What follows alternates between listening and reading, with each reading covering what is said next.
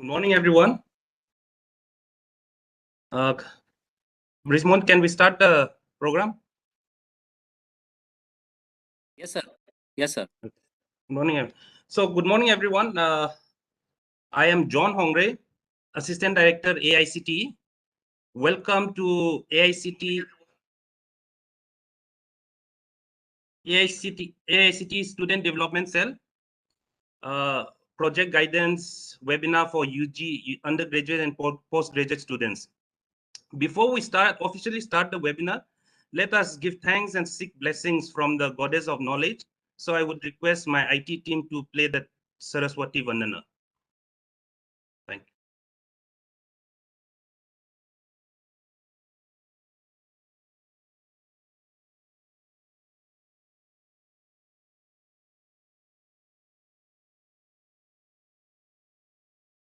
Unmute and restart. I think it is muted. Oh, sound is not there.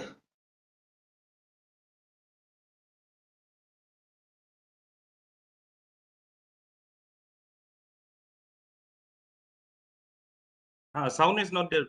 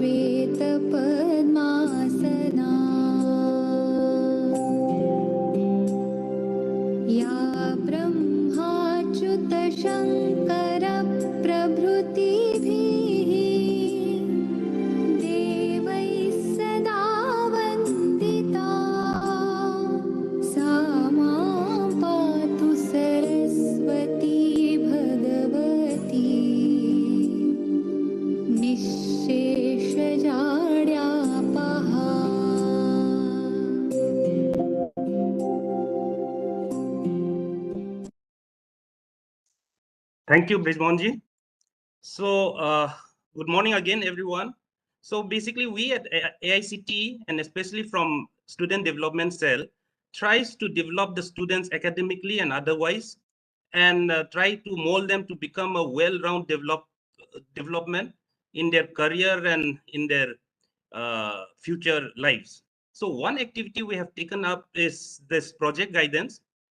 And so we are doing through a webinar for undergraduates and postgraduate students. So what we are trying to pick up important emerging topics of technology and other subjects as well.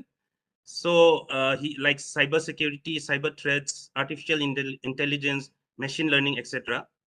So today's topic is emerging domains of cybersecurity and cyber threats. So to me, every innovation has always a flip side, which we call it the boon and the bane. So cyber means, in layman terms, basically means the involving of computer networks.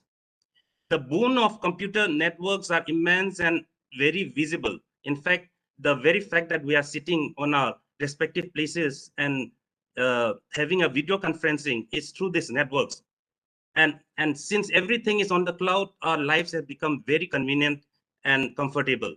The benefits are endless.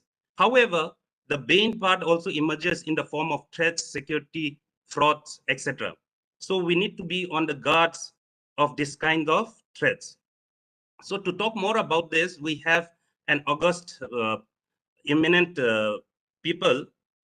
And so the opening welcome address and opening remark will be given out by our dynamic Dr. Amit Datta. He is the Director and Student Development Cell, AICT. And our chief guest for the day is our Honorable Chairman, Professor Anil Sahasbuddhe. He would be giving the second address. And our resource person today is the young, talented Mr. Dipanshu Parashar, founder of Virtual Cyber Labs. And after that, we'll have the question and answer sessions. And then vote of thanks, I'll be giving the vote of thanks. So I would like, before much ado, I would like Dr. Amit Datta to please take the stage for the welcome address. To you, Dr. Datta. Thank you. Thank you so much, John. It's a warm good morning to all. It's indeed my proud privilege to welcome the persona, Honorable Chairman AICT, Professor Anil Sir, today's chief guest. We are fortunate to have an enthusiastic and talented Dipanshu Parashar, the founder of Virtual Labs. His quite charitable endeavors at such a young age command attention to the person they are and the upbringing they had. Thank you so much for accepting our invitation and addressing our student who will start another new chapter in their lives. Dear faculty members and students, today's webinar is on emerging domains of cyber security and cyber threats. Cybersecurity has always been a never-ending race, but the rate of change is accelerating. Companies are continuing to invest in the technology to run their businesses. Now they are layering more systems into their IT networks to support remote works, enhance the customer experience, and generate value. All of such creates the potential new vulnerabilities. India's consumer digital economy is expected to grow by $800 billion by 2030. There is a whole change of data loss, phishing attacks, and organizations are finding it very difficult to maintain security policies by centralizing it. Perhaps not the solution as well, considering even post-pandemic, there will be a significant percentage of people working remotely in most organizations. So what is the right solution to secure the call present in distributed enterprises? We know the bad actors only need one API entry to access an organization's data and cause irreparable financial, reputational, and service interruption damages. How they can proactively predict attacks and preempt the cyber incidents. We know that API protects the business, and you need to protect API to understand what kind of data is going through the API. In the Indian digital ocean now, the enormous data has been collected by the e-commerce companies, online payment companies, aggregators like Google Pay, Ola, Uber, Make My Trip, Swiggy, Zomato, Ola, PTM, and all other involved in the digital ecosystem is protected and safeguarded and adhere to privacy concerns. The issue found serious considerations. Today we have the ocean of knowledge to quench our thirst. I once again welcome you all on behalf of AICT on this auspicious occasion. Thank you so much.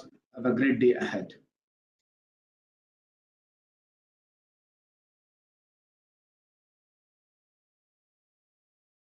Unmute yourself, John. Thank you so much for the welcome address, Dr. Amit Datta, sir. I think you have touched the right chord for the webinar to be a constructive and meaningful one. Now, I would like to request our respected Honorable Chairman, Dr. Anil sir, to take the stage, sir. Namaskar. Thank you very much, John. Dr. Amit Datta, and most importantly, today's, we should say, eminent speaker, young dynamic speaker, Dipanshu Parashar. We are going to have a feast on cyber-related issues today for about an hour or so after I speak for a couple of minutes. I think I must reflect, it was about a year ago that Dipanshu sent a mail to me saying that he has been working on this space of cybersecurity areas for quite some time from his high school days. And he has just been completing 12th standard and would like to enter into engineering college.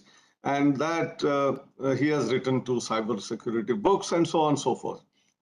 It was my pleasure to immediately invite him to AICT office and had a chat with him. And he and his father, the way they developed this kind of a talent in a young student when someone is in a high school or a school. Very rarely parents allow to use various devices, having some kind of a suspicion that what kind of Googling or whatever he is doing. But however, with the confidence that is shown by the parents and the institution or the school, he has come of age and has been one of the finest cyber security experts at the young age of 18, 19. And that is what inspires many young students. And I'm seeing today already 447. The number is increasing. Attendees who have already been here. He is still a first-year engineering student, and just checked he's studying in Galgotias College of Engineering. But already an author of 2 books on cybersecurity, founded cyber agents and also virtual cyber labs. He's a TEDx speaker, a cybersecurity researcher at this age. Normally we all say that research starts after their graduation, post-graduation, PhD. But while being in the school itself, he started research in the area domain of cybersecurity. He has been an ethical hacker. This term is very important because hacking is taken with a negative sense, but the positive sense is ethical hacker, plugging the loopholes which exist in our system so that we get protected. These are the tasks which cyber, ethical hackers do. He is the top 5 amongst the youngest Indian influencers. You can see his face, so young and dynamic that he is.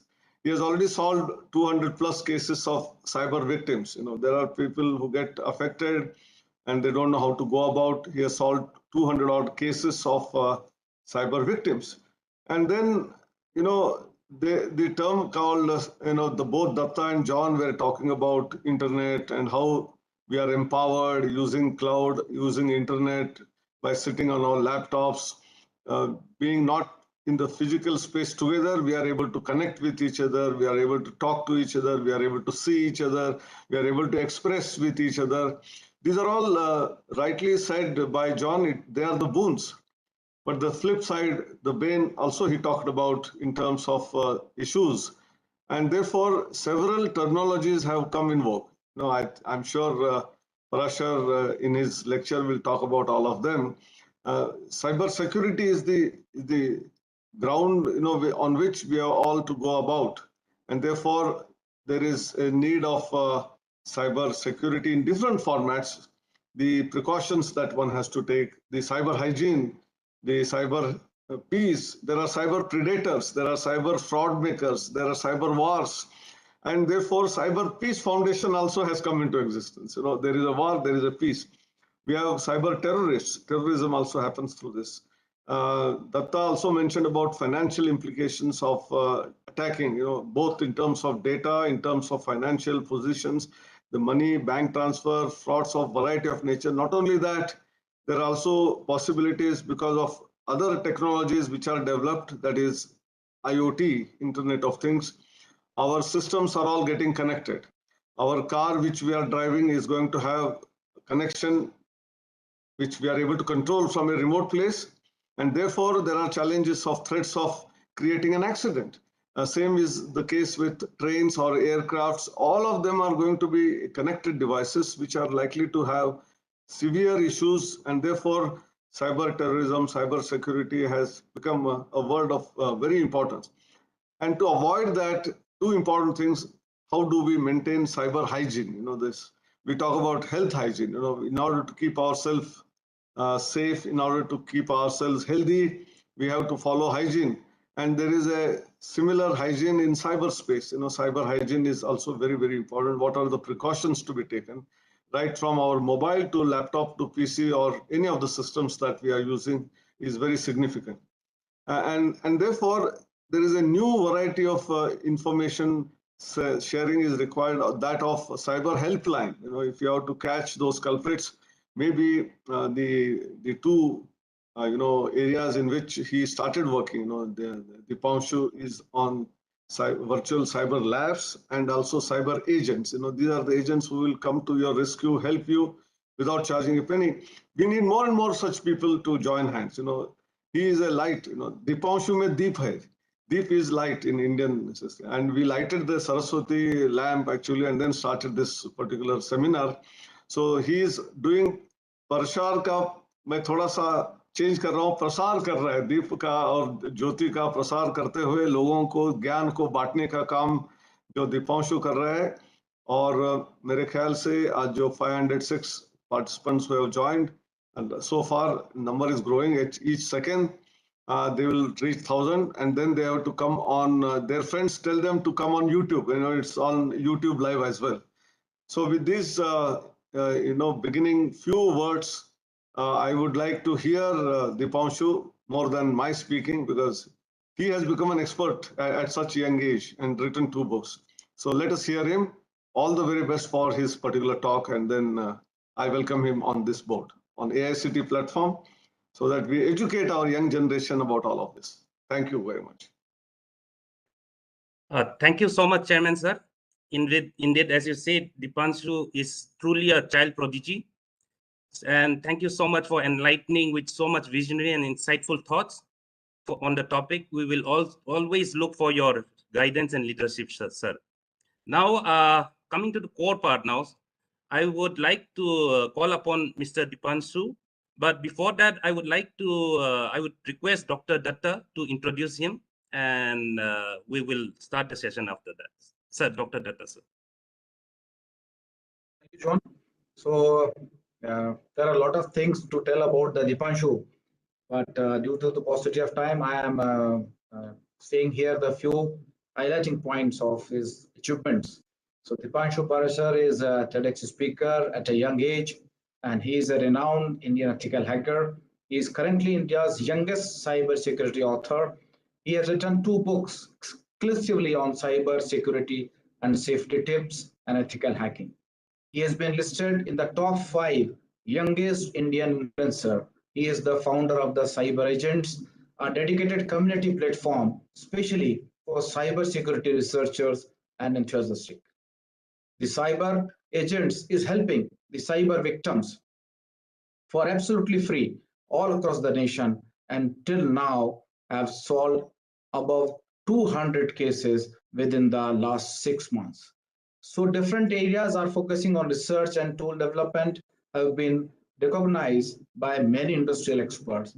He is an Indian representative in the International Young Council adopted by the United Nations in the year 2009. He is continuously discussing various global issues with other young change makers and is contributing officially to build a better nation and better world. So I welcome you, Dipanshu, on behalf of AICT once again. Thank you. So thank you so much, Dr. Datta, sir. Now, without much delay, I will hand over the mic to Dipanshu. But before that, we'll go like this. Let Dipanshu give the presentation and the question and answer sessions. Keep your questions for the question and answer sessions. Thank you so much. Dipanshu, your this thing. Please. Good morning, respected chairman, sir, and respected director, sir, assistant director, sir, to all the AICT team members and dear teachers and students who have joined us today from across different regions of India. It has always been my pleasure to be a part of such initiative taken by AICT in terms of educating or passing out this information to another students via student development cell or faculty development cell. And thank you so much, sir, to enlighten about my name, to recognize me as one of the speaker. It has always been a pleasure to sharing out a stage with you, to work under the guidance of you. And before further dealing it, I would initially like to uh, really seek blessings from all the respected teachers here, chairman sir, director sir, assistant director sir, before I can start a session.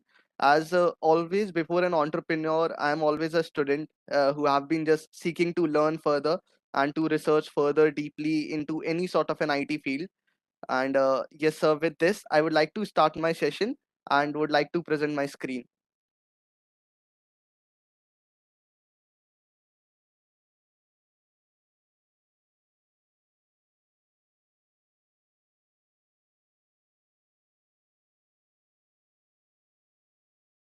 So I just want a confirmation if my screen is visible. It is visible. It is visible. Okay, thank you, sir. So again, hi everyone. My name is Dipanshu, as it has been already discussed before. Before starting out this entire session on cybersecurity, I have tried designing this presentation from the perspective of a student itself to make you understand about the different segments of cybersecurity. What are the new upcoming threats which are quite evolving in cybersecurity at a rapid pace, and what can be the mitigations to deal with these threats. Now when we are sitting home, ideally we are underestimating the power of internet because we have never been using internet from a perspective of as a cybersecurity professional. We always use it from a perspective of a normal internet user. Without unintentionally, we are trying to give our own information away to all these malicious intenders who are roaming or who are on the evil lurking side of these computer screens. So there is a very nice quote which I came across, and that is, data is the oxygen for 21st century. Exactly the same way we are using petrols to fuel our cars, we are using diesel to make our journey completely efficient. Similarly, in this 21st century, when everyone is getting connected, one way or another, we are completely relying upon the different data sets. We are trying to give away our data, and that is exactly what is driving this internet and this entire web.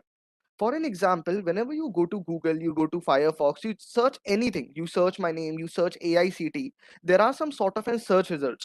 Now, again, these all are the structured data which are getting out from the raw databases which we or any other person has uploaded on internet in one way or another.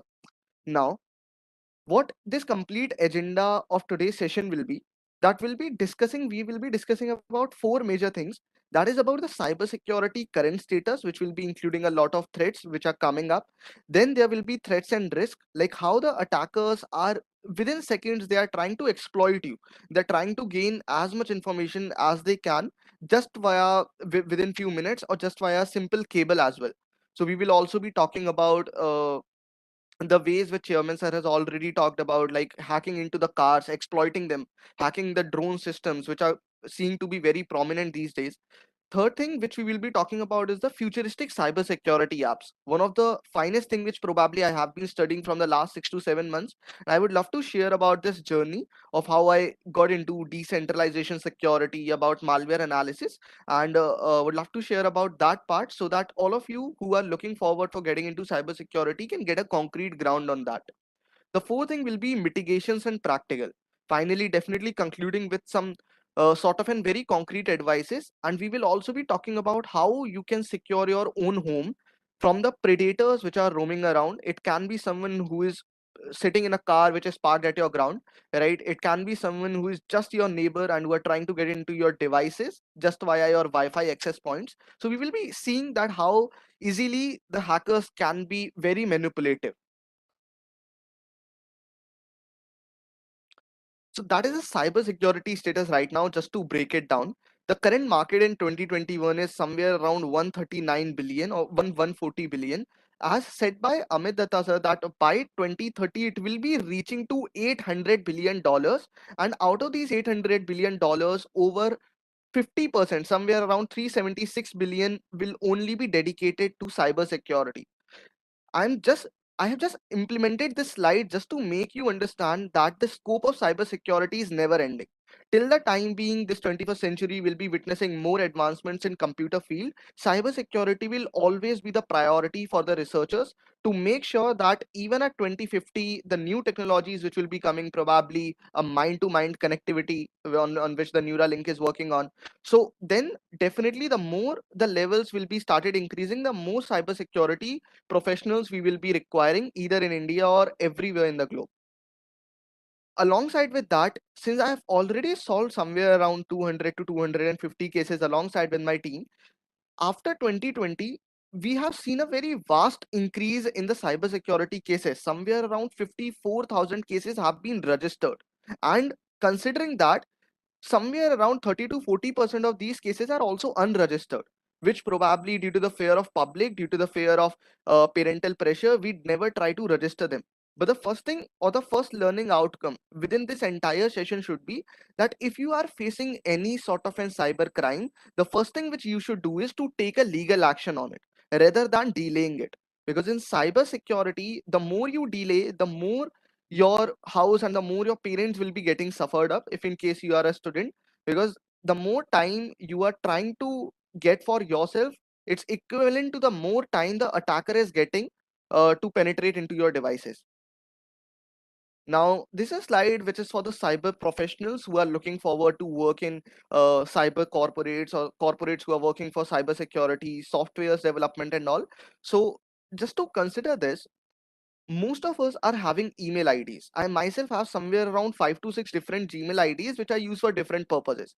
But the more amount of data we are trying to accumulate on our devices, the more chances are that if in case any of your breach happens, then all of your data will be directly getting up to the attacker and they can breach that. And each and every data cost a lot when we talk about the darknet market, which is again a different segment of internet we will be talking about very soon.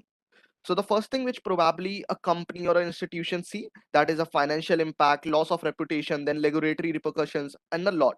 And also, just to make sure that the data is getting secure, it takes over an year to identify the institution where the breach was. And that is why we require more and more number of cybersecurity professionals so that they can take an immediate action on solving out these loopholes and to fill these gaps within any sort of an institution site. Different work stages in cybersec. So considering that out of all the participants who have joined, over 70% of you will be the students who have been from the engineering colleges. Just to break down the cyber security into 5 different stages, this slide will help you to understand the 5 different stages of cybersec as a professional. So the first thing is security professional. Anyone who is working in cybersecurity as a researcher, as a corporate, or someone even as a student who is just trying to learn cybersecurity, he can be or she can be considered as a security professionals. Someone who has just got an internship, they can also lie into the same category. The second thing, web application pen testers. I'd like to talk about this very auspicious moment of my life when I hacked into IIT Bombay ethically after letting them know. And I found few of the vulnerabilities in IIT Bombay, one of the most prominent institute, and it took me somewhere 48 straight hours and probably 2 to 3 hours of sleep. And it was an entire loophole which we found it in their web application. So that category lies between the second stage of cyberspace, which we call about web application pen testers. These people are responsible for finding loopholes and bugs into your sites, into your applications which are running on internet. The third thing, network analyzer and security operational center. I will be talking about hacking of cars within the next few slides, and you will be understanding that why this network analyzers is one of the most prominent job in cybersecurity today. That each and every network, you are seeing me probably on a YouTube live, or we are connected over here in the WebEx meetup, right? In the WebEx conference, all of us are right now connected in a particular network. A network analyzer job is to analyze this network and to find out if there is an attacker who's trying to get into our meeting intentionally and who is here to disrupt this entire meeting or to steal any sort of an valuable data. The fourth thing, private investigations, digital forensics, and bug bounties. So digital forensics and private investigations is one of the sector which has also seen a very rapid growth in governmental sectors as well, due to the reason being that these are the professionals who are working with police, who are working with cyber cells to make sure that whatsoever the cyber crimes you as a victims are facing, these are the ones to break them down and to form an entire mind map to solve a case. So digital forensics is one branch of the cybersecurity where probably if in case your hard disk is burnt, if in case you forgot your password after implementing it on your phone or laptop, then these are the people who are responsible to break it down using their different hardware devices or their software knowledge. And the final stage of any cybersecurity professional, a dream for any security professional from stage 1 till stage 5, that is to be a chief information security officer for any sort of a big reputed company. Chief Information Security Officer is that 1% segment of cybersecurity where a person also understands different repercussions one company or one institution can face even from management perspective. So CISOs are those people who are the link between technical side and between the management side of a company, having lakhs of employees, having 50,000, 10,000, any sort of an employees, but these are the people who are a sole backbone for this entire company from cybersecurity perspective. Now, what all is covered in infosec domains?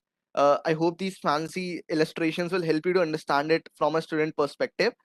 What all is covered in these information security domains? Just to break it down, web application security, as we have already talked about. Also, before starting this slide, I just like to make this point very clear that most of the people, when I interact with them, they feel that cybersecurity is a limited space of computer science.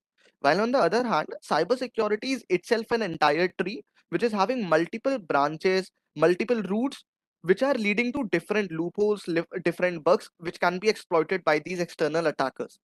The second thing, which we can see over here, malware analysis. I hope most of you have been using WhatsApp, right?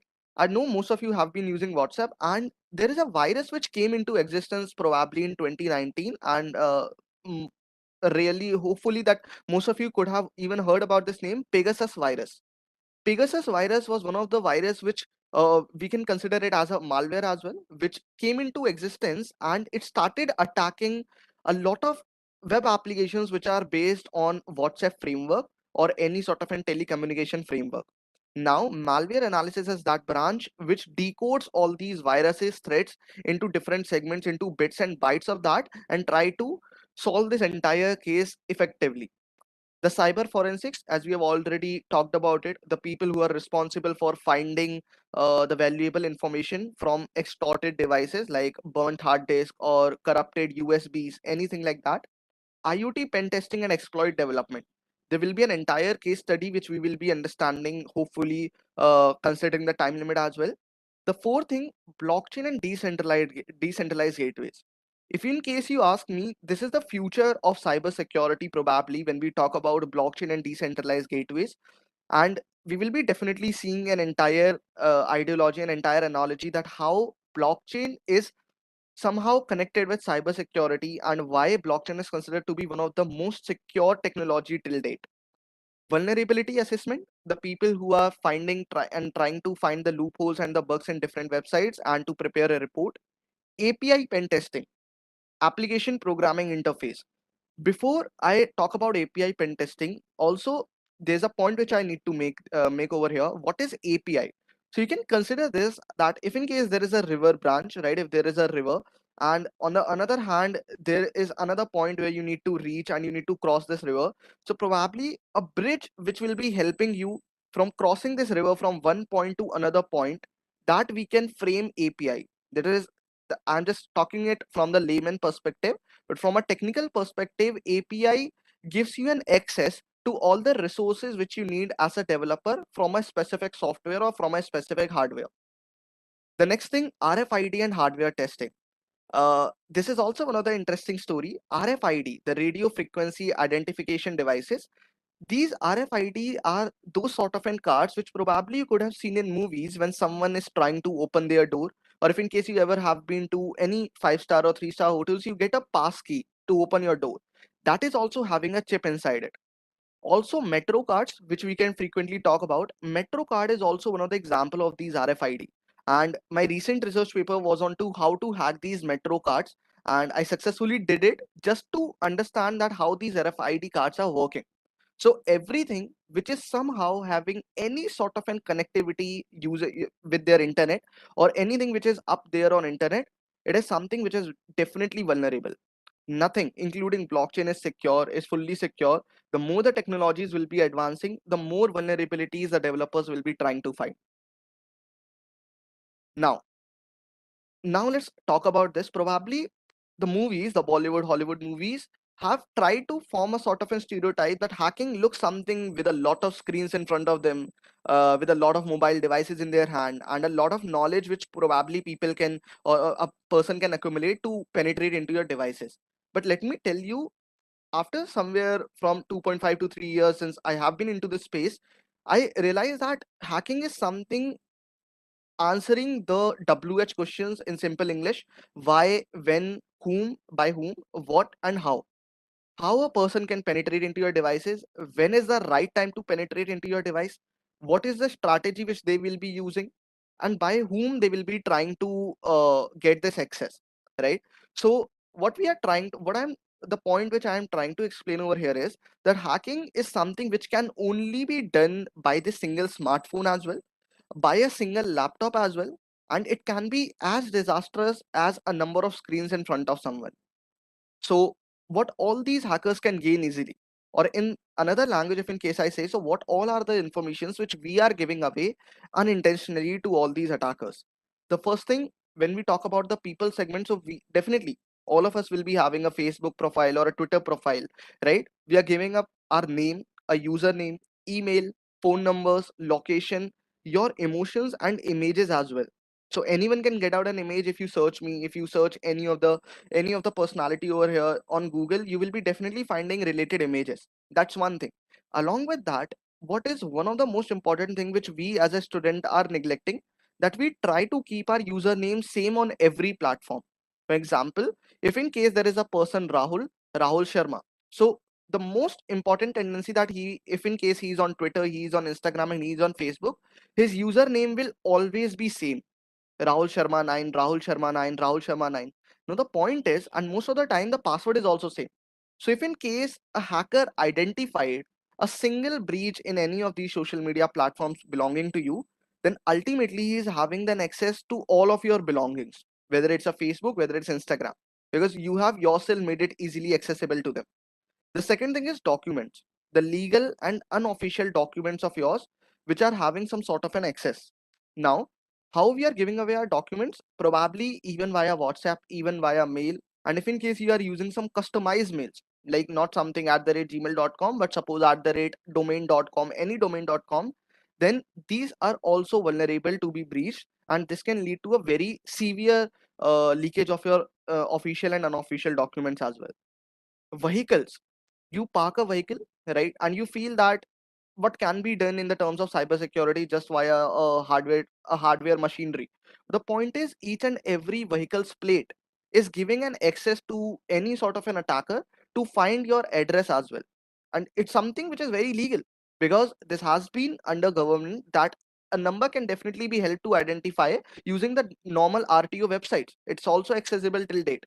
So you just need to enter the vehicle plate and you will be getting their address along with their full name. That's one thing. Also, you will be able to get their phone numbers. So this is how people are trying to, like, this is how I'm trying to explain that these hackers are gaining all these informations very, very easily. Portfolio and choices. Now we feel that being on social media will definitely be not revealing our behavior to anyone, right? Because most of the time in this decade, in this era, that's one thing which I have realized, that people today are having two identities: the one they are true selves, and the another thing which they are having their virtual identities. Probably the happiest couple on social media will not be as happy as in their real life. The point being is that everyone is trying to blink or trying to up level their social status by understanding, or by trying to trying to manipulate the number of likes and unlikes. Once you see any sort of an post which is having number of more likes comparatively to your post, you feel envious, right? It should not be a case in the terms of students, in the terms of the people who are using social media. The only objective social media should be having is a connectivity to your friends, a connectivity to your parents. That's all.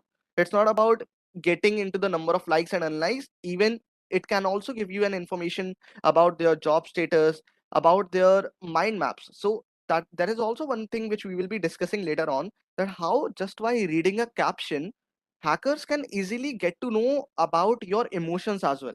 That when the person was writing this, so what could be the particular emotion he was into? Probably he was sad, probably he was angry. And this is something which AIs have been doing very rapidly today. So I will be talking about all these sort of things very soon. Now I would like to jump up to some sort of an frauds, which is one of the recent discovery I will be talking about. When I was just visiting a torrent website, I was trying to understand something, and over there a pop-up came up, right? So this is one thing which came somewhere around last year in 2020, in 2020 end. So that is which we have named telemarketing frauds. Whenever you open any sort of a malicious website or something where you should not be there, right, there will be a pop-up which will be coming up, and these all are those scripts which have been implanted by these attackers on these sort of and most visited websites by the people who are probably sitting in India, probably anywhere in the world. And most of the time people fall into these traps. Why? Because I will be also decoding this from technical perspective. I've included that. So what happens is whenever this pop-up opens, it will be popping up in a full screen mode. So if you will be trying to close that, if you will be trying to minimize that, it will be entirely impossible for you. So what happens is there will be a pop-up coming in front of you that we are from the Microsoft agents, and they will be representing a very legal and a very famous company and asking that your data has been breached by this method, something which is very technical, which probably you will not be getting. And that's why they will be giving up a toll-free number so that you can give them a call. Once you give them a call, they will be trying to manipulate you. There is a term in cybersecurity which is called as social engineering. Always remember that 50% you can prevent yourself if in case you know that the third person who is trying to attack you, the way he is trying to manipulate you, if in case you know that what is, like in what field you are getting into. I will be sharing a case study very soon. So if in case you realize that the third person, the documents which they have been asking, is it something which is required by them? If in case they require, it's fine, but if in case they don't, you feel, for an example, if you downloaded a calculator app, you always click on allow. But what if in case there is a pop-up which says that calculator is asking the permission for your gallery? Do you feel that calculator requires a permission for your gallery? Definitely not. It hardly requires it hardly requires any sort of an accessibility only to your keyboard. That's all what it needs. But simply just in the hurry to use any sort of an such application, we just keep clicking on allow. So 50% you can prevent yourself if in case you know what you are doing on internet. That's all. But most of the time we are also not aware that what we are doing even on internet. Even clicking a like, even trying to scroll a profile, it's also coming under the case of stalkings as well, right?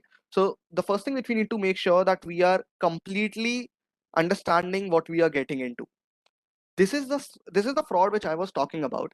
So I was just working on this any sort of an site when this pop-up came up, and it was an exactly a look alike Indian government site which said that your computer has been blocked, and it was also opened up this entire the entire full screen mode. As you can see over here, if that's visible to you, you can try to zoom it. India.gov.in, that's the domain name which these guys have pasted. These are the attackers. Now they were asking that if in case you want to if in case you want your laptop back, if in case you want that the Indian government can unblock your laptop, so please kindly submit your credit card details with a 29,000 bill which they have asked me, right? And what I tried, since I was having multiple sort of an AI generated credit cards, I tried answering all these informations just to understand that what happens. So I entered this entire information of credit cards, right? And the next thing which I was seeing is that it was asking an OTP on a registered phone number to that particular AI generated credit card. These guys or these attackers have implemented a very legitimate payment gateway to deduct 30,000 from your credit card details. Also, since credit card, most of the companies, when you are trying to use credit cards at the swipe up machines, probably you remember that the last time when you swiped your card at any restaurant or any dressing showroom, right, there is no OTP which comes to your phone. That's one thing. While swiping these debit cards or while swiping these credit cards, that's where these attackers try to gain a lot of valuable information, or trying to deduct the entire amount, or to wallet drain your entire account. That's one thing which we can say wallet draining, right? So what it says is that shop date and time, amount and all.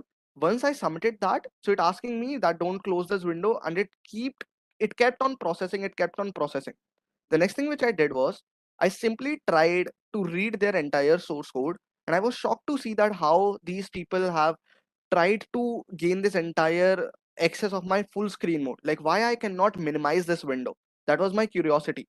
Over there, I find out that there is a JavaScript code which these people have enabled, and the code was something like this. Now, if in case you realize this, and if in case you are good with any sort of an HTML programming as well, which is a very basic programming languages in engineering, HTML programming language, meta name, content, initial scale, maximum scale, user scale, These all are a very basic terminologies, or this is a very basic simple line which these attackers have used. Now, what I'm trying to explain over here, that hacking is not really tough. It's more about that utilizing these basic information in a very structured way that can help these attackers to penetrate into your devices. It's something which is very common. Now, just using this simple a one-liner code, they made me sure that this entire website is belonging to an Indian government website. Why? Because this entire website or this entire pop-up came to my full screen mode, which shouldn't have been done, right? So always when you face any such sort of an encounter, so the first thing which I can try to let you know is that try to read about keyboard shortcuts, because in these scenarios keyboard shortcuts are your way to deal with any such sort of an crimes where you are feeling that you are trapped in your computer screen, right? You are not, you're trying to restart. So one thing which you can do, you can try to restart. Another thing, alt F4, some sort of a very basic keyboards which can help you to shut down shut down windows or shut down, minimize these windows immediately. These can help you and these can really save you up. Now, moving to this further, these are some sort of an unnoticed ways of learning about these targets, like how these hackers within seconds deal with your current state of mind and manipulate it. So we talk about this term, as I explained, social engineering. Social engineering refers to the study in cybersecurity where someone tries to perform a particular action or tries to perform a particular hacking activity by forming a sort of a chain which passes through your mind. For an example, if in case I created a payload, I created a virus, but to make that virus implemented in your phone, you are the one who need to download it. I cannot make I can myself not make the virus implemented in your device until unless I am not having your physical access.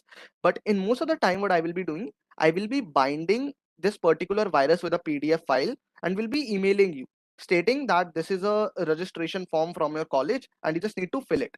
Now, just to fill this registration form, you will be clicking on download button, right? That's one thing.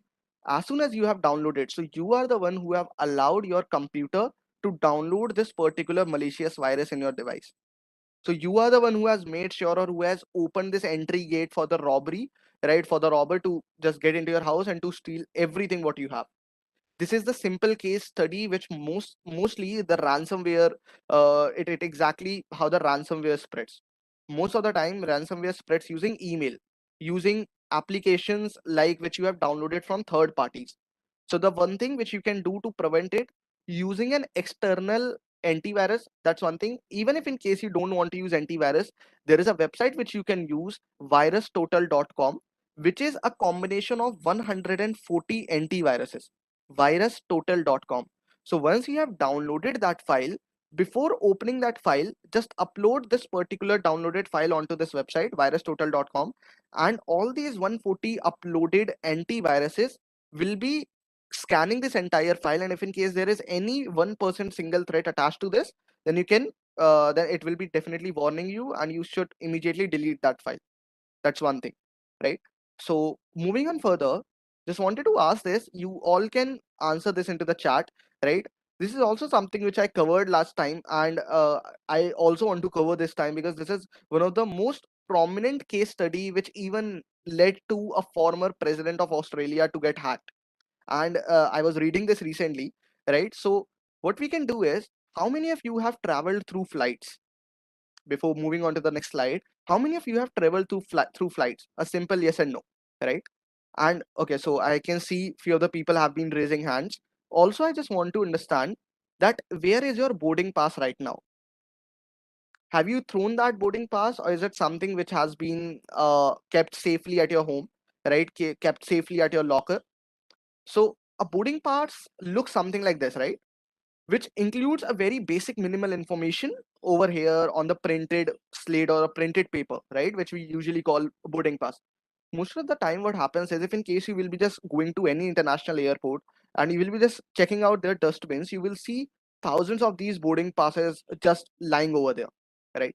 These people are the ones who just onboard their file onboard their flight. As soon as they have been landed, they just simply throw away their boarding passes.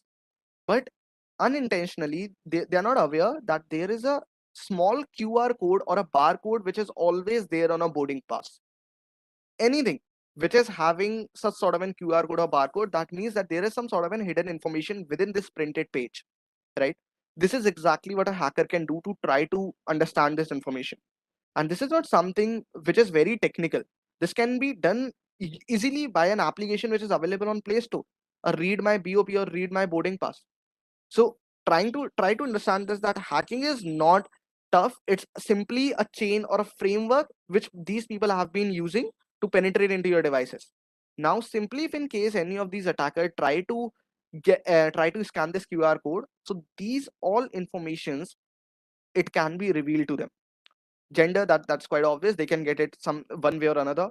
Passenger number in the ticket, passenger last name, passenger first name, ticket type, whether you issued it online, physical, PNR number, source, destination, flight carrier, flight number. Not only that, document type, seat number, flight date, document issuing flight company. So if in case you have booked your flight, like definitely you need to make a verification check whenever you try to book up a flight. So whether you are trying to submit a Aadhaar card, whether you are trying to submit your PAN card, your hacker is quite smart enough. They can even retrieve your Aadhaar card number from there or a PAN card number from there. It's quite simple for them. So the one thing which you need to make sure that probably these simple documents are more, these are more important than probably the money which is residing in your pocket. These are the ones which should be kept aside, which should be kept alongside with your money in your lockers. That should be something which you need to always talk about. And whenever you are trying to throw away such sort of a document, so make sure that you are tearing it away, right? You are just first tearing it and then you are throwing it. Now let's come to this again a interesting question which I wanted to talk about, right? How many of you recognize this logo? How many of you recognize this logo? And I just want, like, the people who can let me know that what Tesla does. What is Tesla? A simple definition from you, anyone. So Tesla, what it is, whether it's an aircraft company, whether it's an automobile company, from your perspective, what it is. Tesla, a single, it's an electric motor car company, a motor car company. Yeah, yeah. So AI car company. But what if I say that Tesla is not manufacturing cars? Tesla is manufacturing computers with wheels. Tesla is basically allowing the computers or these AI systems just to be driven, right? They are just using four wheels attached to a sort of a computer which can be hacked. So the more number of automobiles or the AI generated, the AI based principal cars will be coming into the market, the more it will be prone to all these attacks. As respected chairman was stating about that how these accidents have been happening within these sort of an automobile cars, this is exactly why they are happening. The See, for an example, I have seen, so one of my family member recently purchased a car, and this car was not using AI, but it was also having the sort of an functionality that it can be switched on using a mobile application, it can be logged using a mobile application, right? But always you need to understand that how it is happening. A simple question, if whenever you want to protect yourself, you just need to understand the technicalities behind it. How? So for an example, you went to a tourist place, you parked your car over there, right? And all definitely, like, you always park your car whenever you are moving to any sort of an habitat centers or to any sort of an tourist or visiting places. You park your car in the assigned parking lot, right, where there are multiple cars. Whenever you lock your car after coming out of your car, so whenever you lock your vehicle, you're using your remote. So why it happens that using your particular remote, only your particular car gets locked? There is something which is common probably in your remote and in your car, right? So how this works, so basically a car is having their remotes attached, and all of these remotes are having a particular frequency which this car is getting. So that is the reason that if in case I want to unlock my car using my remote, I cannot unlock your car, right? It's quite obvious.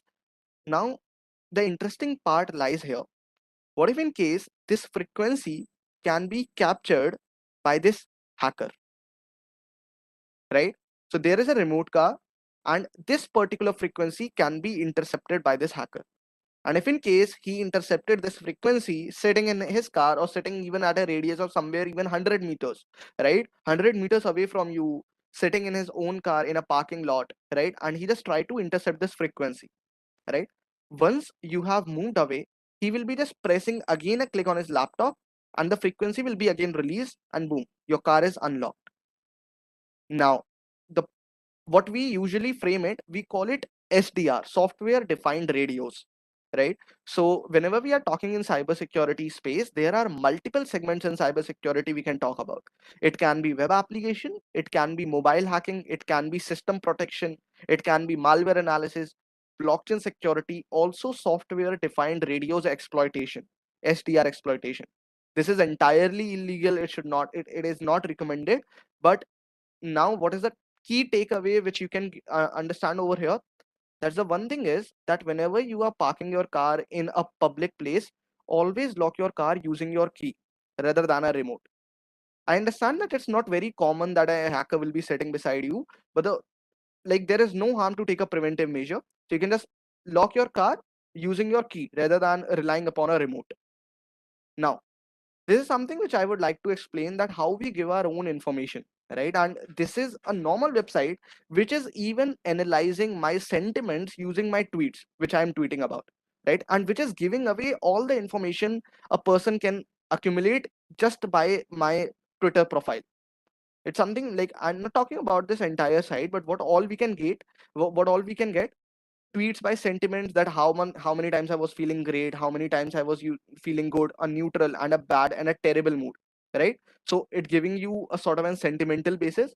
It helps you to understand the behavior of your victim, because if in case you understand the behavior of your victim, right, if you are really that exposed in the public that your behavior is getting right in upfront to the attacker, they can try to form a sort of an word list which belongs to your behavior. For an example, if in case you are truly patriotic on Twitter, right? You are someone who is just always keep posting about anything about India, right? The one thing a probably a attacker can assume is that probably your password can be something which is related to India, right? It can be like I love my India, India at the rate 123. So the one thing is that, as I have explained, social media is all about communication, not about exposing yourself publicly, right? Most of the times what happens is, that's one of the recent case study what happened, right? One of my neighbor, hardly somewhere around four streets away from me, he was traveling and he has a very bad habit of capturing images and posting them immediately. Whenever he just leaves the house, he will be clicking an image and he will be posting it up. Recently what happened, around 1.5 months back, a thief came into their house when they were when there was no one at home, and robbed entire house. He was caught, and after analyzing that, it is a published case study over there, right? I had a word with their families and all. Now, how he got to know? Instagram. Whenever he was posting something on Instagram, he knew that this particular kid, and he's hardly 15 to 16, right? This particular kid is always exposing that whenever their family is leaving home, when the home is vulnerable to be robbed, right? Now, so we can consider that robberies are also becoming digital now, right? So what this particular thief analyzed, that using a very basic Instagram filter which reveals that which particular person is traveling from where to when, right, from where to where and when they are traveling, he simply formed a mind map and he robbed at night, and that's how it happened. So one thing which we need to understand, that before exposing, before truly revealing about what we are, right, we need to make sure that there is a layer before we are exposing ourselves, right? Vehicle data extraction, as I already talked about this, there are numerous of applications available on Play Store which can just scan, or which can just you just need to enter your license plate and your entire vehicle information is revealed. That's one thing. Now, this is something which you can try to take a screenshot and you can try to even study it further. There's something which is quite just for the study perspective, from the study references. So for an example, you want to understand that how the CCTV cameras work and how hackers are gaining access to that.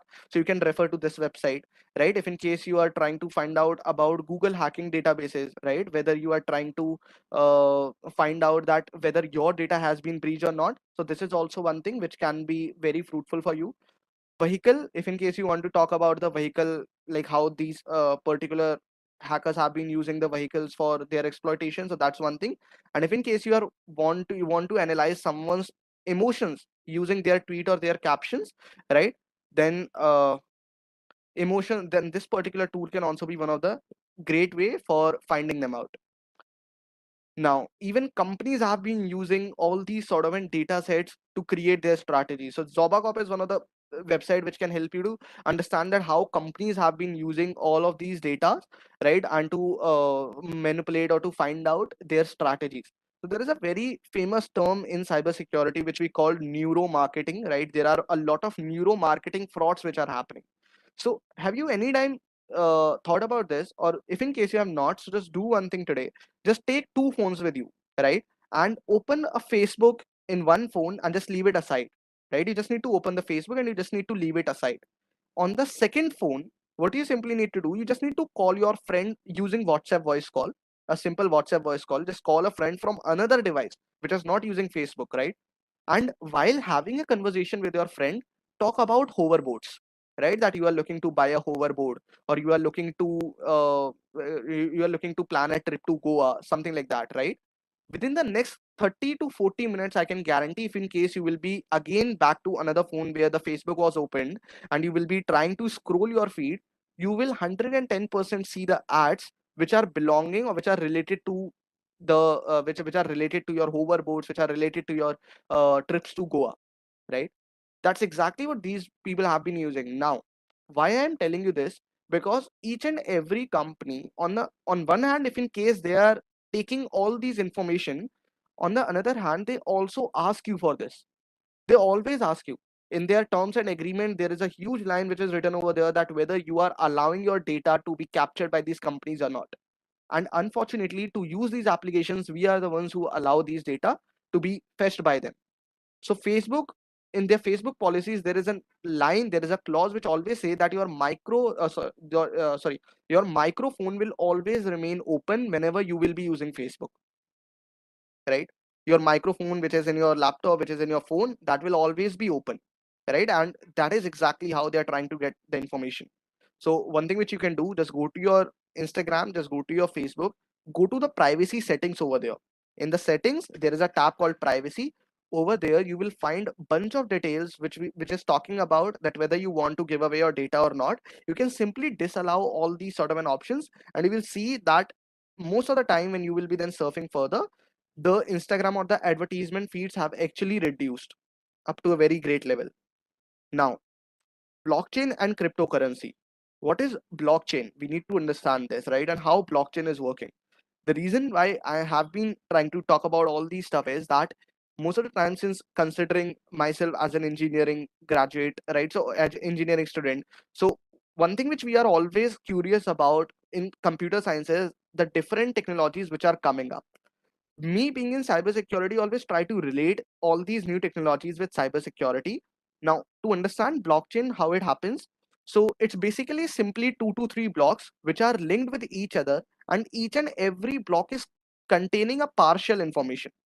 None of these blocks is having complete information, right? All these blocks are having a partial information. So for an example, you said hi, then whenever you will be pressing high, and if in case the particular technology is using blockchain at backend, then this high will be breaking down in two different blocks, H and I, and all these blocks are connected with each other, and then it will be reaching to the destination.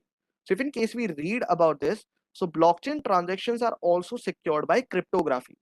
Each transaction is signed with a private key, and that can be further verified with a public key. If transaction data changes, the signature becomes invalid. As a result, the block is ignored and would not make it to the chain. So that is the reason that why if in case a particular hacker get an access to any sort of an block in blockchain, he will the information which he has got will be irrelevant to it. So now, just to inform you, I was researching about this and I found a very amazing tool which is called IPFS, Interplanetary File System. Interplanetary File System, you can simply go to ipfs.io, and you can use, rather than using Google Drives, or if in case you are into corporates or you are someone who is having a lot of confidential documents, then IPFS allows your document to be stored in a blockchain framework, right? All your documents will be getting segregated into different pieces, and all these pieces will be linked to each other. So this is how, even if in case a hacker is trying to access your information, the information which he will be finding, it will be irrelevant to him. That's something which we can talk about. Now, how blockchain frauds are taking place. So there are multiple frauds which have been taking place. Recently in January, a $2 million fraud happened in cryptocurrency itself, right? So how all these frauds have been happening? This is again a case study of social engineering. So one thing which you always need to make sure is that whenever you click a link, you need to make sure that it is passing through few check marks. How you can identify these check marks using some external applications? Either it can be an antivirus, either it can be any website, a very fruitful website, something like what we say virustotal.com, right? Or also IPFS is also providing a service for blockchain frauds to be captured up, right? Now, financial frauds, that one category of blockchain frauds. Identity theft frauds, that's another. Supply chain frauds, right? That's another. Cryptocurrency stocks fraud, because all these exchange platforms, right, all these platforms are having multiple options. There is a term in blockchain which we call, not even in blockchain, it's a financial term which we called arbitrage, right? Where a person probably tries to buy something at a cheaper price and tries to sell it at a increased price on some other exchange platform simultaneously. Now, if in case we really try to understand this, what we are trying to do over here is, there is a person who is having, who can be considered as a point A, and there are two applications which he have been using, point B and point C.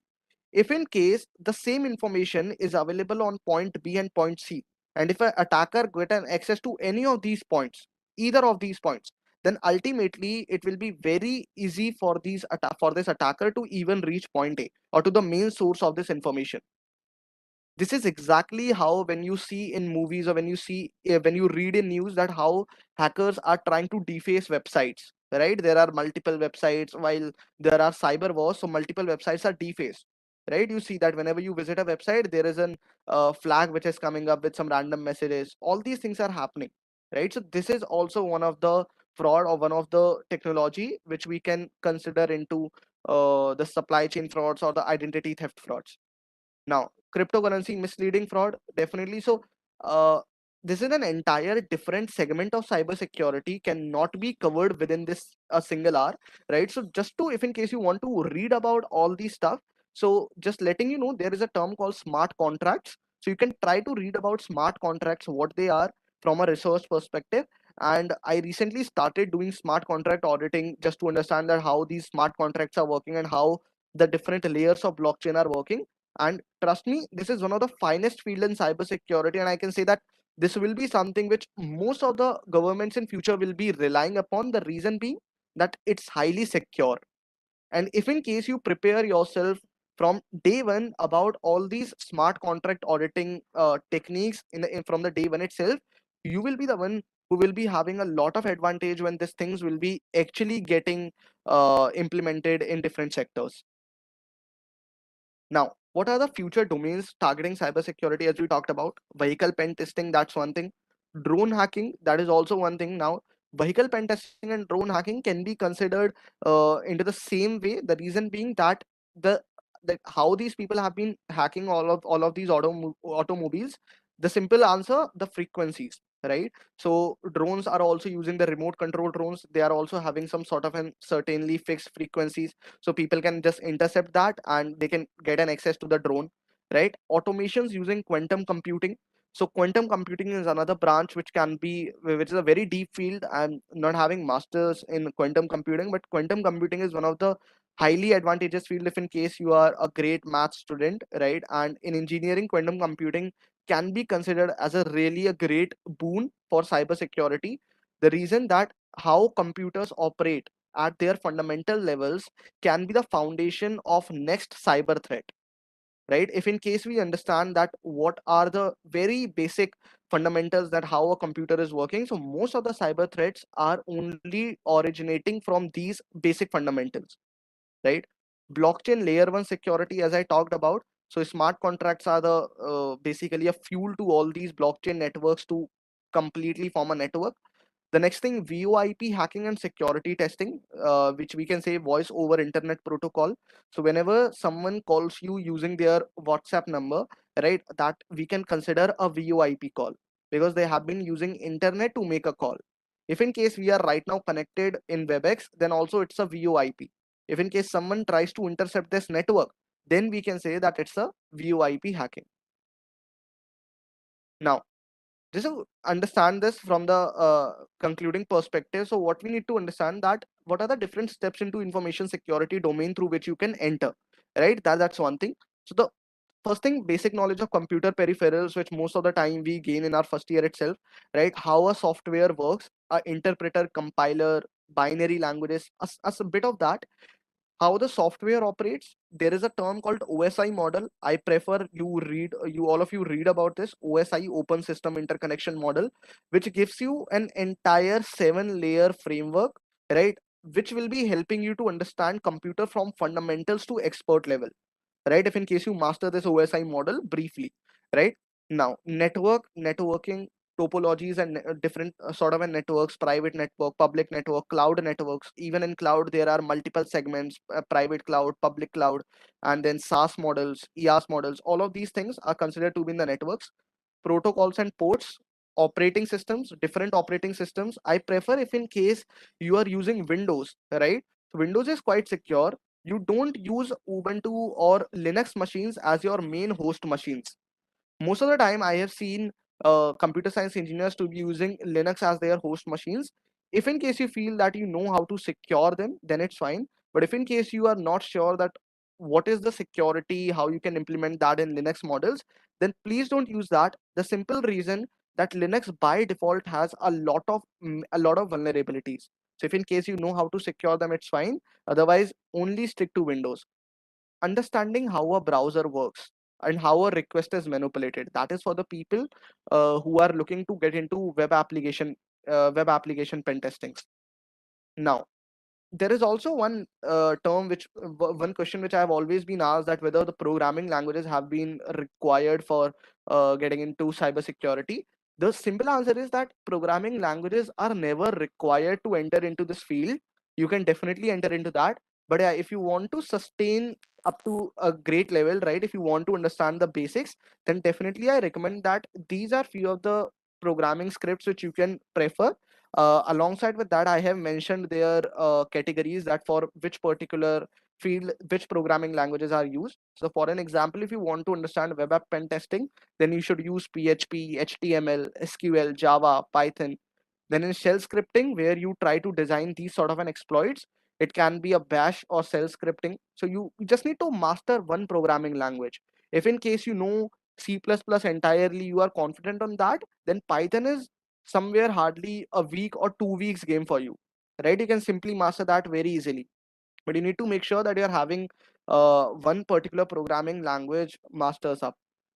Also, that programming can definitely help you to excel in cybersecurity. I have been, now when I am working on smart contracts, so it took me entire 4 months to understand Solidity, which is a programming language using which people design blockchain. So when I myself invested my 4 months, then eventually it took me hardly a week to understand blockchain security. So fundamentals are quite important if you want to get the deep rooted knowledge of that particular segment. Now, these are few of the three courses which I prefer, like certified ethical hacker. These are for the people who are there, probably like what I feel, in their third or fourth year, who are looking to sit in the placements, who are looking to get into job immediately in cybersec. So certified ethical hacker by EC Council is one of the most renowned certificate across the globe by this US company EC Council, right? So that can be the first step if in case you are looking to get a certificate. OSCP, Offensive Security Certified Professional, is a highly advanced course which is all about offensive securities, how to hack into networks, how to exploit them, right? So that can be one thing which will be lending you a very, very great recognition in the cyberspace. The third thing, web application pen tester. These are for the people who are looking to do freelancing in cybersecurity, basically to find bugs in different websites and to let them know. So that can be something which I feel, from my experience, that bug bounty or web application pen testing should be the beginning stage for someone. The reason being that it's very fascinating, and the normal tendency is that if you find something fascinating, you try to read about it. If in case you will be directly jumping onto the networks, day one, day two, probably day three, you will quit, because it's quite boring and you will be trying to understand it once you have already passed that fascinating stage. So I prefer that if in case someone is looking to get into bug bounties, you can try to read about them. WAPT, there are multiple organizations which are providing these sort of courses, so you can prefer to any one of them. But I prefer that courses are never meant to teach. The first thing which I feel, courses are always meant to save your time. There is nothing which I have tried to take any sort of an paid course, right? Everything can be learned for absolutely free. There are multiple videos available on YouTube which can teach you a lot. One thing which helped me a lot is reading research papers. If in case you are someone who is reading research papers, trust me, you don't need to read entirely. First read an abstract of a research paper. If you feel that the abstract is really nice and you should definitely proceed with it, just go through with it. The reason being that the level of content which research papers will be giving you, it's nowhere out there in YouTube. So research papers will be helping you to understand the fundamentals. Along with it, it will be helping you to find some sort of a new ways to getting into technologies, right? So that's one thing. And these are some this is a slide just to make sure that you understand that how cybersecurity field reacts when you are getting into a job, because I have seen a lot of people feeling demotivated when they land a job of 3 LPA or 2 LPA after a lot of efforts. But the point is that for beginners, that is one thing which can be considered, right? And for the average salary in cyber domain, all of these are mentioned into INR. And for the C level executives, there is no limit, right? So I prefer that it will be taking a experience. I've not yet reached up to that level, but the point is that hopefully once you will be getting into cybersecurity, after 2 to 2.5 years, you will be definitely having great opportunities in cyberspace to work with corporates, and it will be helping you to understand it from a very from a very fundamental and basic perspective. So that is all from my end for today. Like, I'm open to the queries, and I hope that this is somehow will be landing you some sort of an valuable information to you, and will be definitely giving you a sort of an insights which can help you to understand cybersecurity from different perspectives. Thank you so much, Dipanshu. A great lecture and a presentation. Now we are open to question and answers. So whoever would like to, will take around 5-6 questions. So we can raise hand, and then I can read out the name, and then you can ask the question. And for the YouTube viewers, you can put down your questions on the YouTube comments. Then I can read it out for Paranshu. So we have Nancy Sagar. Brijmonji, if you can unmute. Yes, sir, unmuted. Yeah, Nancy Sagar. Hello, Nancy Sagar. So we have Ankita Desai. Please unmute Ankita Desai. Okay, sir, I will unmute. Yeah, Ankita Desai. Can you? Now, the question is that many of the times we are asked to provide documents in hard copy as well as soft copy to many of the merchandise and many of the places we have to provide them. So, is it safe to provide them, or if you want to safeguard the things, what to do? Especially Aadhaar card. Nowadays, Aadhaar card is like your gateway to or gate pass to every places. So, that way, how to safeguard the entire thing? Uh, Ma'am, what I feel is that it's entirely subjective because it depends to the places where they have been asking these details. So, for example, it's a legitimate place or it's a company where you are applying for a job, and if in case they are asking for these sort of details for their records, it's fine. But as you said that for getting out some goodies or for some getting out some merchandise, if in case they are asking for these details, just to briefly let you know that all the big bazaar details, right, which we probably went to malls and all these people are collecting different data sets from after providing some sort of forms, and they ask you to fill that, and there will be a lucky draw. The point is that all this data is then generated into, or getting into an Excel sheets, and it's getting sold over internet, right? So what I feel that it's very subjective. In case you feel that it's legitimate place where you are giving away your information and in return you are getting something really valuable, it's fine, right? Otherwise, I don't recommend that.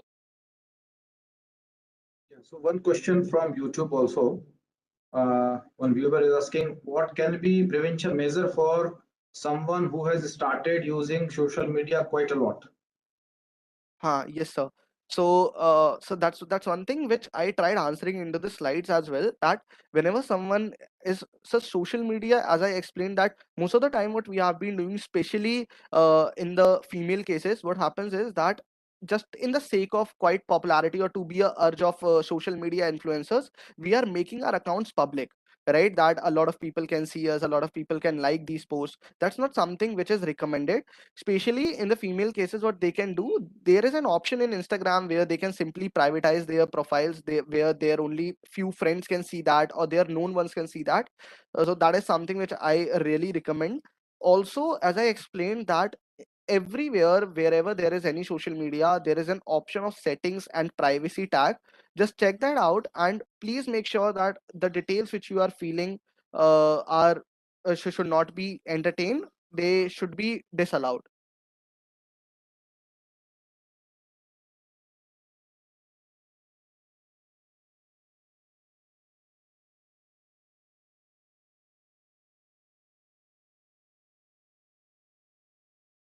Hello.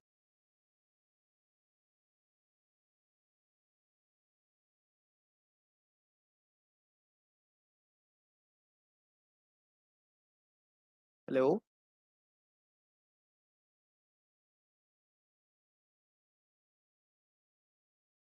Hello.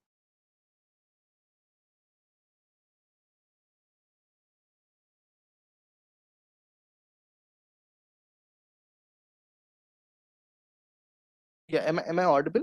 Can anyone please confirm in the chat? Okay. Okay.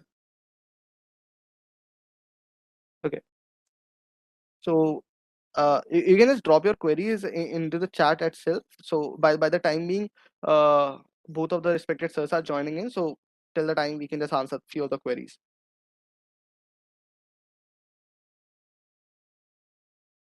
Okay. So just give me a second. But how to know our phone is hacked or not? That's one of the interesting question probably which I would like to answer up. So whenever you are feeling that your phone is facing any sort of an unwanted stuff, so for example, most of the time the phones are getting hacked when we are trying to download something externally, right? So that's one thing. uh yeah, so always make sure that you are not relying upon the third party applications, for example GB WhatsApp and GB Instagram, or something which is giving you sort of an extra privileges comparatively to the original app builds, right? So that is something which you should always prefer. I've completed CEH version 11. That's a private question that CompTIA Security Plus, but I'm getting confusing where I have to start my career. So Manoj, yeah, just give me a second.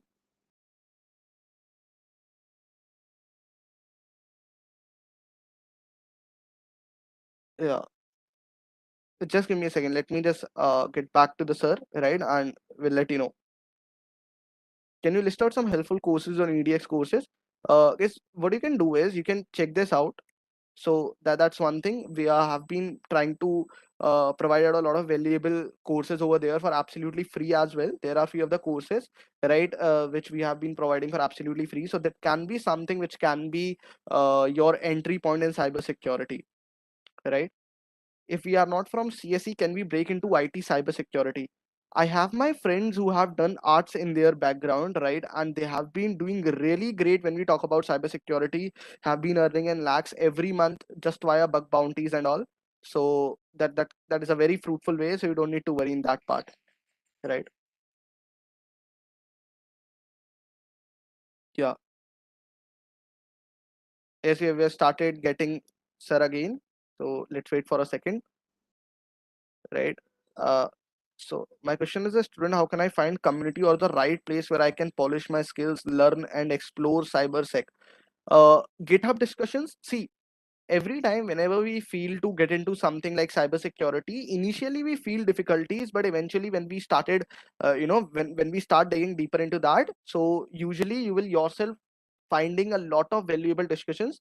But still, since you have asked, so what I do, Reddit, then there are some channels on Reddit. Twitter is having wonderful community for cybersecurity. Then medium articles just prefer to them as well. And then there are GitHub discussions, which I prefer from the programming perspective. So these are something which a lot of you can try to prefer if in case you're looking out for a right community. Can I know what jobs are in cybersecurity? Uh, so this question has been asked by Rama. So Rama, I prefer you to just again remember the third slide which I showed you, which I shown you in the PPT itself, right? That there are 5 segments of cybersecurity which we can talk about, like web application, pen testing, then what we say. Just give me a second. Where to start learning? Where do we get research papers? It's simple. Just search for research papers on cybersecurity, Darshan, and you will be finding that there are a lot of links which can help you to get that. What should be done after ransomware has attacked the device? Sahni. So that is one of the tough part which you cannot take care of yourself, right? Like in this scenario. So guys, just give me a second. Let me just contact her and we'll get back to you.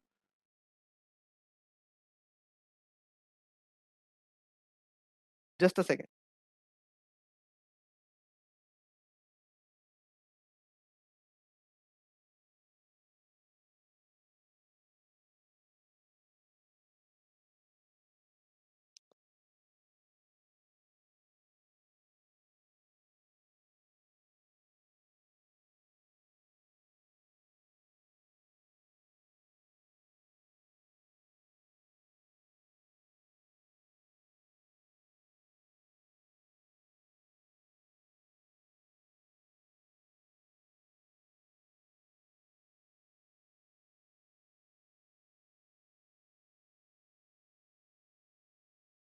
Yeah, so again, all of them have been reconnecting. So till the time being, we can take few more questions as well. So one question which I can see over here is that uh, we wish to start to teach ethical hacking on cybersecurity in power system under AICT. Let us know. Acha, okay. So what questions can be asked for a beginner? Threats from cybersecurity measures to curb threats from cryptos. Okay, so cryptos, I am understand like Kirutika, right? If in case I am pronouncing your name correctly, Kirutika.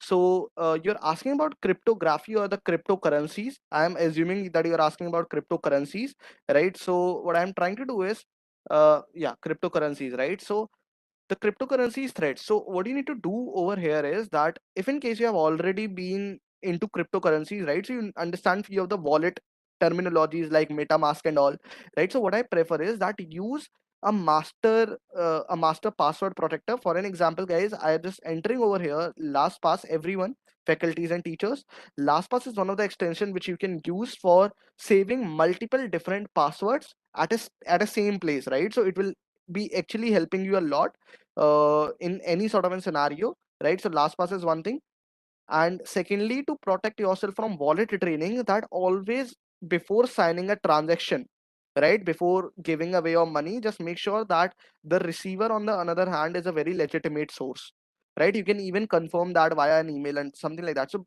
quite very basic check marks which you can ask that. So how to start bug bounty, right? So dude, bug bounty there is an entire checklist. Also what I am doing is for all of you, so this is a syllabus which I prepared a long back. So this you can try to refer in the terms if in case you are trying to get into cyber security, right? Yeah. Doing masters in cybersecurity, definitely doing masters in cybersecurity is definitely recommendable.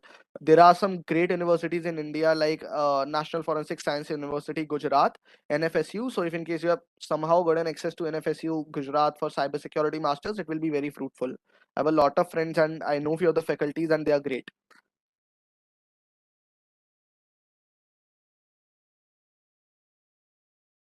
So hi everyone, so what you can do is, I feel that there are a lot of questions, so we can also get in touch over mail, so you don't need to worry. Also, on another hand, I've been dropping out my Instagram handle, so probably if in case you want to connect over there, so I can take away the questions directly over there. Don't worry.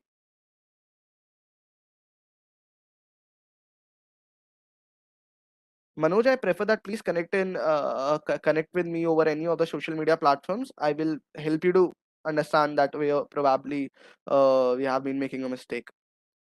Yes, Yeah, sir. there was the internet down, so No we are worries. connecting through the alternative medium. So probably the sir will also may not be able to join us. Okay. Uh, yeah. So one question that we have received from the YouTube viewer, that how blockchain security can be studied from further reference. Yes, sir. So that is also one of the questions a lot of people have been asking in the chats here. So for blockchain security, all of you can do one thing, that blockchain security is having, there are multiple courses which are designed on blockchain security. What I prefer is that there are some checklist which there are some sort of an playlist, right, which are available on blockchain security over YouTube, right? So what I can do, free code camp, that is like, this is an entirely free YouTube channel where you can try to understand blockchain security from a beginner perspective. Also, if in case you want to get deeper into that, try to understand and try to read about cryptographies. So blockchain is entirely depending on cryptography techniques. The more you are great with cryptography techniques, the more you can understand blockchain securities in deep. Okay. Thank you. Thank you, Dipanshji, for asking the questions. So probably we can take the last one from the YouTube because the paucity of time. So is there any specific course which can be referred for effective learning study in cybersecurity, which I think you have already covered in your slide, Sir. but Yes, sir. if you wanted to answer it. Okay, yes, sir. So, sir, for this part, all of you, I recommend that there is a website of AICT itself, free.aict-india.org, right? So, AICT India is also having multiple free courses, which we over there we are also having our 7 free courses listed, right? So, what I prefer is that when you are entering into cybersecurity, rather than entirely depending upon the paid courses, you can initially start with some few free ones, because you will be first, you can categorize yourself from different segments of cybersecurity, whether you are feeling great with networking, whether you feel that you should make a career in web applications. Once you have decided your field in cybersecurity, then the course selection will become easier, and you can then prefer any top organization in the world like SANS, Cisco, or SANS, Cisco, then GCQ, which is for malware analysis from Malaysia. All these things can be covered up in from the cyber security certification perspectives. Okay. So are there any more questions? Sorry, I got little this thing disconnected. We'll take more questions, or Dr. Datta sir, or Yeah. who have raised hand is Dr. Linda Mary Simon. Can you hear me? Hello. Hello, sir. Can you hear me? Yes. Yes. Yes, Please. yes. Okay, sir. So my question is, 2 days before I received a message in the WhatsApp. It is a business account. It's like a payback app that it's just revealing the information of my redeem points from the Amazon, Flipkart, and everything else. And daily I'm getting what and all the purchase I'm doing, all the messages are coming out of it. Then how could they get our data, and how they are giving such a informations and our mobile numbers? How could it's possible, and how could I stop them? Because blocking So, is not an permanent solution for this. Then how could right, I do this? right, ma'am. Just Thank you, sir. to again clarify this, you can just you can just give me a yes or no on this part. So Okay. you asked me that the messages which you are receiving is from a legitimate source. That's one thing. Yeah. Okay, like it's a verified profile on WhatsApp, right? A Yeah, verified yeah. business profile, Yeah. right? And can you also please name it what it is? Yeah, it's just given as a payback only. The name Like is like the name is payback. Payback. Yeah. Okay, and is there any sort of an DP associated with it, like something related to Amazon and all? No, the DP is given as P and B. That's all. Then I P checked and B. in. Ah, And probably in their business profile, there will be a website mentioned as well. No, they are not giving any website. They're just telling 225 redeem points is there, and you can purchase in GeoMart from today. There is an offer is given for you Okay, like okay, that. got that, got it. So, ma'am, again, it's something which is not from a legitimate source. Let me Okay. tell you, like how it happens that anyone, even including me, even including you, can basically, get a verified profile on WhatsApp if in case we pay them $1,000 a year, something like that, right? They are having multiple plans on it.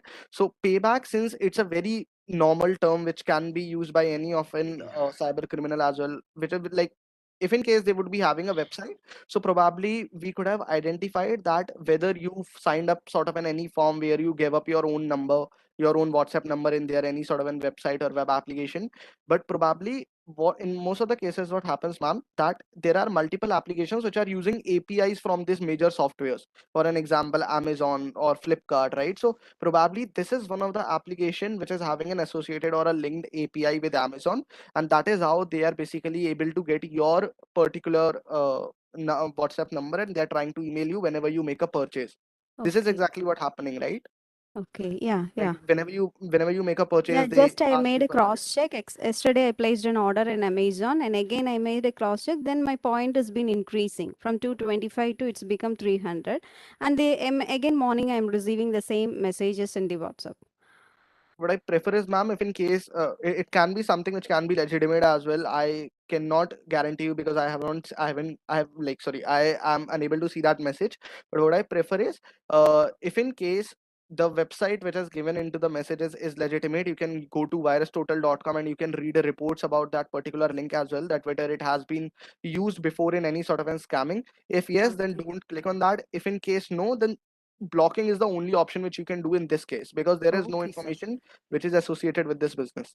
Okay, sir. Thank you. Thank you so much. Thank you. John, so probably this is the last one because we are been uh, crossing the time. So it's a And 12:30.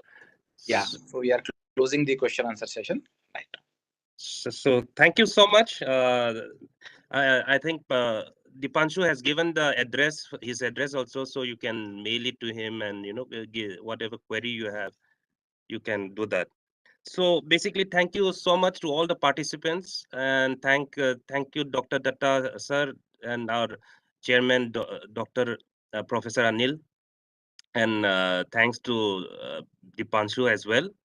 And I'm sure this in this 1 hour you cannot cover the vast this thing, but what our intention was is to generate the interest for the topic. And so thank you so much. We'll look forward to much more this thing from Dipanshu, and we'll try to set up more topics like this in the next future. Thank you so much. Thank you so much, sir. Thank you so much, sir. And thank you so much to all the teachers and students who have joined us today. It was really a pleasure for me to be a part of such initiative and to contribute in cyberspace in such a way. Thank you, sir. Yeah. Thank you. Thank you, Dipanshu, for enlightening us and sparing time with us. Thank you. And thank you all the participants for being with us for 1.5 hours and sparing your valuable time with us. Thank you so much. Thank you. So now we are closing the webinar for the day. Thank you.